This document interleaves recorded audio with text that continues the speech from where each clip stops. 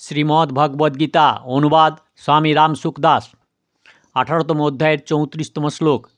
यया तु धर्म कामर्थान धृत्या धारयते अर्जुन प्रसंगेन फलाकांक्षी धृतिः सा पार्थराजसी। হে পৃথানন্দন অর্জুন, ফলাকাঙ্ক্ষী মানুষ যে ধৃতির দ্বারা ধর্ম, অর্থ ও কাম উপভোগে অত্যন্ত আসক্তিপূর্বক লেগে থাকে, সেই ধৃতি হল রাজসী ধৃতি। ব্যাখ্যা: यया तु धर्म कामार्थान धृत्या धारयते अर्जुन प्रसंगेन फलाकांक्षी धृतिः सा पार्थराजसी। রাজসী ধারণ শক্তির দ্বারা মানুষ তার কামনা পূরণের জন্য ধর্মের অনুষ্ঠান করেন, কাম উপভোগ করেন এবং অর্থ সঞ্চয় করেন। অমাবস্যা, পূর্ণিমা ইত্যাদিতে দান করা, তীর্থাদিতে অন্নদান করা, পর্বাদিতে উৎসব করা, তীর্থে যাওয়া, ধার্মিক সংস্থাকে চাঁদা প্রদান, কখনো ভগবত কথা কীর্তন, ভাগবত সপ্তাহ ইত্যাদির আয়োজন করানো, এইগুলি কামনা পূর্ণের উদ্দেশ্যে করাই হলো ধর্মকে ধারণ করা। সাংসারিক ভোগোপকরণ তো প্রাপ্ত হওয়ার প্রয়োজন, কারণ তাতেই সুখ পাওয়া যায়। জগতে এমন কোনো প্রাণী নাই যে ভোগ্য পদার্থ কামনা করে না। যে মানুষ ভোগ কামনা করে না তার জীবনই ব্যর্থ।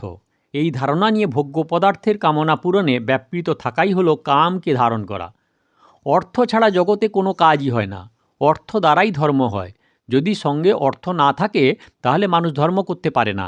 ধর্মের যে আয়োজন করা হয় তা অর্থ দ্বারাই করা সম্ভব।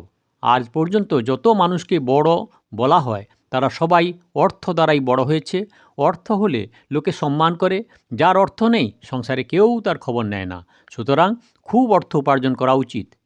এইরূপ অর্থের মধ্যে ডুবে থাকাকেই বলা হয় অর্থকে ধারণ করা। সংসারের অত্যন্ত আসক্তি হয় রাজস ব্যক্তি শাস্ত্রমর্যাদা অনুসারে যা কিছু শুভকর্ম করেন তাতে তার কামনা থাকে এই যে এই সব কর্মের দ্বারা তিনি যেন ইহলোকে সুখ, আরাম, মান, সম্মান পান এবং পরলোকে সুখভোগ হয়। এইরূপ ফলাকাঙ্ক্ষী এবং সংসারে অত্যন্ত আসক্তিযুক্ত মানুষের ধারণ শক্তি রাজসী হয়ে থাকে।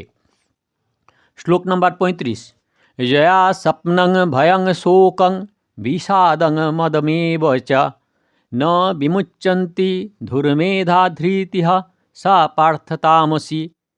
হে পার্থ, দুর্বুদ্ধিসম্পন্ন ব্যক্তি যে ধৃতির দ্বারা নিদ্রা, ভয়, চিন্তা, দুঃখ এবং অহংকার ত্যাগ করতে পারে না, অর্থাৎ এইসবে আবদ্ধ থাকে, তা হল তামসী ধৃতি। ব্যাখ্যা: তামসী ধারণ শক্তিতে মানুষ অত্যন্ত নিদ্রা, বাহ্যান্তরিক ভয়, চিন্তা, দুঃখ, অহংকার এইগুলি পরিত্যাগ করতে পারে না, বরং এতেই আবদ্ধ হয়ে থাকে। সে কখনো অত্যন্ত নিদ্রাভিভূত হয়ে থাকে, কখনো মৃত্যু, রোগ, নিন্দা, অপমান, স্বাস্থ্য, অর্থ ইত্যাদির ভয়ে ভীত হয়ে কখনো শোকে নিমজ্জিত থাকে, কখনো দুঃখে মগ্ন থাকে, আবার কখনো অনুকূল পদার্থ পেয়ে অহংকারে মত্ত হয়। নিদ্রা, ভয়, শোক ছাড়াও প্রমাদ, অহংবোধ, দম্ভ, দেশ, ঈর্ষা ইত্যাদি বদগুণ এবং হিংসা, অপরের ক্ষতি করা, অন্যকে কষ্ট দেওয়া, যে কোনো উপায়ে অপরের ধন অপহরণ করা ইত্যাদি দুরাচারগুলিকে এবচ পদের দ্বারা অন্তর্গত ধরে নিতে হবে। এইরূপ নিদ্রা, ভয় ইত্যাদি এবং দুর্গুণ দুরাচারকে যারা আশ্রয় করে থাকে তাদের ধৃতি তামসী হয়। ভগবান 33-34তম শ্লোকে ধারয়তে পদের দ্বারা সাত্ত্বিক ও রাজস ব্যক্তির ক্রমশ সাত্ত্বিকী এবং রাজসী ধৃতিকে ধারণ করার কথা বলেছেন, কিন্তু এখানে তামস ব্যক্তির তামসী ধৃতিকে ধারণ করার কথা বলেননি। কারণ যে ব্যক্তি অত্যন্ত দুর্বুদ্ধিসম্পন্ন, যার বুদ্ধিতে অজ্ঞতা, মূঢ়তা পূর্ণমাত্রায় রয়েছে, এইরূপ মলিন অন্তঃকরণ বিশিষ্ট তামস ব্যক্তি নিদ্রা, ভয়, শোকাদি পরিত্যাগ করতে পারে না। সে স্বাভাবিকভাবে তাতেই ডুবে থাকে। সাত্ত্বিকী, রাজসী ও তামসী ধৃতির বর্ণনাতে রাজসী ও তামসী ধৃতিতে ক্রমশ ফলাকাঙ্ক্ষী এবং দুর্মেধা পদ দ্বারা কর্তার উল্লেখ করা হয়েছে, কিন্তু সাত্ত্বিকী ধৃতিতে কর্তার উল্লেখই করা হয়নি। কারণ সাত্ত্বিকী ধৃতিতে কর্তা নির্লিপ্ত থাকেন, অর্থাৎ তাঁর মধ্যে কর্তৃত্বের লেশ মাত্র থাকে না। কিন্তু রাজসী ও তামসী ধৃতিতে কর্তা লিপ্ত হয়। বিশেষ কথা, মানুষ বিবেক প্রধান, সে যা কিছু করে তা বিচার বিবেচনা করেই করে। সে যখনই বিচারপূর্বক কাজ করে তখনই তার বিবেক আরও বেশি স্পষ্টরূপে প্রকাশিত হয়। সাত্ত্বিক ব্যক্তির ধৃতিতে বা ধারণ শক্তিতে এই বিবেক পরিষ্কারভাবে প্রকটিত হয় যে তাকে শুধুমাত্র পরমাত্মার দিকে অগ্রসর হতে হবে। রাজস ব্যক্তির ধৃতিতে সাংসারিক পদার্থ ভোগের আসক্তি প্রাধান্য থাকায় বিবেক তত পরিস্ফুট হয় না। তবুও ইহলোকে সুখ, আরাম, মান সম্মান প্রাপ্ত হোক এবং পরলোকে সদ্গতি হোক, ভোগ প্রাপ্তি হোক, এই বিষয়ে বিবেক কাজ করে এবং আচরণ ও মর্যাদা অনুযায়ী হয়। কিন্তু তামস ব্যক্তির ধৃতিতে বিবেক একেবারে অবদমিত হয়। তামসভাবে তা এত দৃঢ় হয় যে তার সেই ভাব ধারণ করার কোনো প্রয়োজন মনে হয় না। সে তো নিদ্রা, ভয় ইত্যাদি তামস ভাবেই বিভোর হয়ে থাকে। ক্রিয়া পরমার্থ মার্গে তত কাজ করে না যত নিজ উদ্দেশ্যে কাজ করে। স্থূল ক্রিয়ার প্রাধান্য স্থূল শরীরে, চিন্তার প্রাধান্য সূক্ষ্ম শরীরে এবং স্থৈর্যের প্রাধান্য হয় কারণ শরীরে।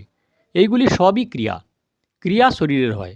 কিন্তু আমাকে কেবলমাত্র পারমার্থিক মার্গে চলতে হবে, এইরূপ উদ্দেশ্য বা লক্ষ্য থাকে স্বস্বরূপেই, চেতন স্বরূপেই। স্বস্বরূপের লক্ষ্য যেমন হয় সেই অনুসারে সতই ক্রিয়া হয়ে থাকে। স্বয়ংয়ের যে লক্ষ্য তাতে কখনো পরিবর্তন হয় না। সেই লক্ষ্যে দৃঢ়তার জন্য সাত্ত্বিকী বুদ্ধির প্রয়োজন এবং বুদ্ধির দৃঢ়তা অটল রাখার জন্য সাত্ত্বিকী ধৃতির প্রয়োজন হয়।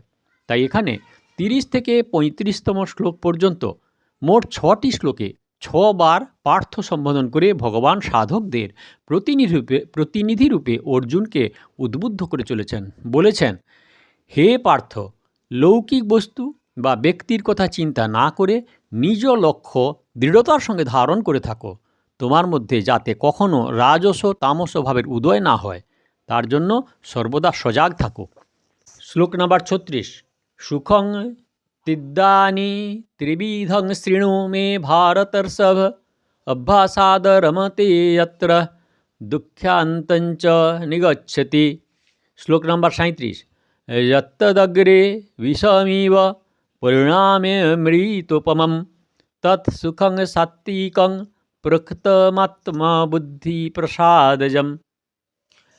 হে ভারতবংশ অর্জুন, এবার তুমি 3 প্রকার সুখের বিষয় আমার কাছে থেকে শোনো।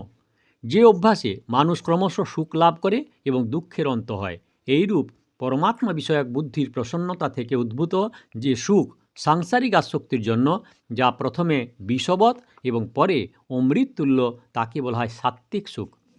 ব্যাখ্যা। ভরতর্ষভ এই সম্বোধন করাতে ভগবানের এই ভাব প্রকটিত হয় যে ভরতবংশের শ্রেষ্ঠ পুরুষ অর্জুন, তুমি রাজস তামস সুখে লুব্ধ বা মোহিত হওয়ার যোগ্য নও। কারণ তোমার পক্ষে রাজস তামস সুখ জয় করা কোনো বড় ব্যাপার নয়। তুমি রাজস সুখও জয় করেছ, কারণ স্বর্গের উর্বশীর মতো সুন্দরী অপ্সরাকে ফিরিয়ে দিয়েছ। তেমনি তুমি তামস সুখও জয় করেছ, কেননা প্রাণী মাত্রেরই আবশ্যকীয় নিদ্রার যে তামস সুখ তাকে তুমি জয় করেছ। তাই তোমার নাম হয়েছে গুড়াকেশ। সুখং তু ইদানীন। জ্ঞান, কর্ম, কর্তা, বুদ্ধি এবং ধৃতির 3 প্রকার পার্থক্য জানিয়ে এখানে তু পদটি প্রয়োগ করে ভগবান বলেছেন যে সুখও 3 প্রকারের। এতে বিশেষভাবে লক্ষ্য করার ব্যাপার হলো এই যে পারমার্থিক মার্গে গমনকারী যত সাধক আছেন, সেই সাধকদের উচ্চস্থিতি লাভ না হওয়ায় অথবা পরমাত্মা তত্ত্ব অনুভূত না হওয়ায় যদি কোনো প্রতিবন্ধকতা থাকে তা হলো সুখের আকাঙ্ক্ষা। সাত্ত্বিক সুখও আসক্তিবশত বন্ধনকারক হয়ে ওঠে। তাৎপর্য হল এই যে যদি সাধনজনিত ধ্যান ও একাগ্রতার সুখ গ্রহণ করা হয় তবে সেটিও বন্ধনকারক হয়ে ওঠে। শুধু তাই নয়, সমাধি সুখ আস্বাদন করলেও সেটি পরমাত্মা তত্ত্ব প্রাপ্তির পথে প্রতিবন্ধক হয়ে যায়। সুখ সঙ্গেন বধ্নাতি। এই ব্যাপারে যদি কেউ জিজ্ঞেস করেন যে তাহলে কি পরমাত্মা তত্ত্বজনিত সুখ এলেও তা গ্রহণ করব না? প্রকৃতপক্ষে পরমাত্মা তত্ত্ব সুখ নেওয়া হয় না, আসলে সেই অক্ষয় সুখ সতই অনুভূত হয়। সাধনজনিত সুখভোগ না করলে সেই অক্ষয় সুখ সতই স্বাভাবিকভাবে প্রাপ্ত হয়। সেই অক্ষয় সুখের দিকে বিশেষভাবে লক্ষ্য করবার জন্যেই ভগবান এখানে তু পদটি প্রয়োগ করেছেন। এখানে ইদানিম বলার অর্থ হলো এই যে অর্জুন সন্ন্যাস এবং ত্যাগের তত্ত্ব জানতে চেয়েছিলেন। তাই তাঁর জিজ্ঞাসার উত্তরে ভগবান ত্যাগ, জ্ঞান, কর্ম, কর্তা, বুদ্ধি ও ধৃতির 3টি করে পার্থক্যের কথা জানিয়েছেন। কিন্তু এইসবের মধ্যে লক্ষ্য সুখেরই থাকে, তাই ভগবান বলেছেন যে তুমি সেই লক্ষ্যের সিদ্ধির জন্য সুখের বিভাগগুলি শোনো। ত্রিবিধং শৃণু মে। লোকে দিনরাত রাজস ও তামস সুখে মগ্ন থাকে এবং তাকেই প্রকৃত সুখ বলে মনে করে। সেই জন্য জাগতিক ভোগের ঊর্ধ্বে কোনো সুখ পাওয়া যেতে পারে। রাজস ও তামস সুখের পরেও আর কোনো সুখ থাকতে পারে? রাজস ও তামস সুখের পরেও যে কোনো সাত্ত্বিক সুখ হতে পারে, এসব কথা তাদের বোধের বাইরে থাকে। তাই ভগবান বলেছেন, হে অর্জুন, সুখ 3 প্রকারের। সেইগুলি তুমি আমার কাছ থেকে শুনে সাত্ত্বিক সুখ গ্রহণ করো, আর রাজস ও তামস সুখ পরিত্যাগ করো। কারণ সাত্ত্বিক সুখ পরমাত্মার দিকে পরিচালিত করে, আর রাজস ও তামস সুখ সংসারে আবদ্ধ করে পতন ঘটায়। অভ্যাসাদ রমতে ইয়াত্র। অভ্যাসের দ্বারা মানুষ ক্রমশ সাত্ত্বিক সুখ লাভ করে। সাধারণ ব্যক্তিরা অভ্যাস ব্যতীত এই সুখ অনুভব করতে পারে না। রাজস ও তামস সুখে অভ্যাসের কোনো প্রয়োজন নেই। সেইগুলিতে প্রাণীমাত্রেরই স্বাভাবিক আকর্ষণ থাকে। রাজস ও তামস সুখে ইন্দ্রিয়াদি বিষয়ের দিকে, মন বুদ্ধির ভোগ সংগ্রহের দিকে এবং ক্লান্তি হলে নিদ্রার দিকে সতই আকর্ষণ থাকে। বিষয়জনিত, অহংকারজনিত, প্রশংসাজনিত ও নিদ্রাজনিত সুখ সকল প্রাণীরই স্বাভাবিক ভালো লাগে। কুকুর ইত্যাদি যে প্রাণী, তাদেরও আদর করলে তারা খুশি হয়, আর অবহেলা করলে অসন্তুষ্ট হয়, দুঃখিত হয়। তাৎপর্য হল এই যে রাজস ও তামস সুখে অভ্যাসের কোনো প্রয়োজন নেই, কেননা সকল প্রাণী এই সুখ অন্যান্য যোনি থেকে আস্বাদন করে এসেছে। সাত্ত্বিক সুখের অভ্যাস কেমন? শ্রবণ মনন করাও অভ্যাস, শাস্ত্রকে বোঝাও অভ্যাস, আবার রাজসী তামসী বৃত্তিগুলি দূর করা অভ্যাস। যে রাজস ও তামস সুখে প্রাণীমাত্রেরই স্বাভাবিক প্রবৃত্তি থাকে, তা ব্যতীত অন্য নতুন প্রবৃত্তি করাকেই বলা হয় অভ্যাস। সাত্ত্বিক সুখে অভ্যাস করা আবশ্যক হলেও রমণ করায় বাধা আছে।